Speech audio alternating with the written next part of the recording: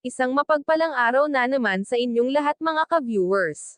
Isang good news ito para kay Reyna at Ate Roda. Bago natin ipagpatuloy yan, huwag natin kalimutan suportahan ang ama ng Kalingap na si Val Santos Matubang at si Kalingap Rab. Napagkasunduan na po sa barangay ang proteksyon para kay Ate Roda at Reyna.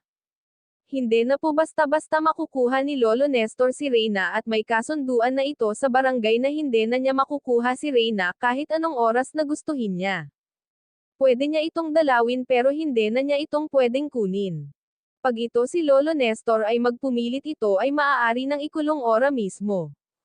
Dahil kung maaalala nga natin, itong si Ate Roda ay nagkaroon ng phobia kay Lolo Nestor na baka anumang oras ay pwede na naman sila nito sugurin at sa pilitin kinukuha si Reyna.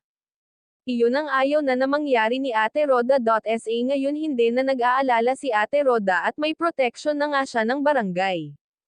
Dahil maraming haka-haka na hindi titigil si Lolo Nestor na hindi makuha si Reyna.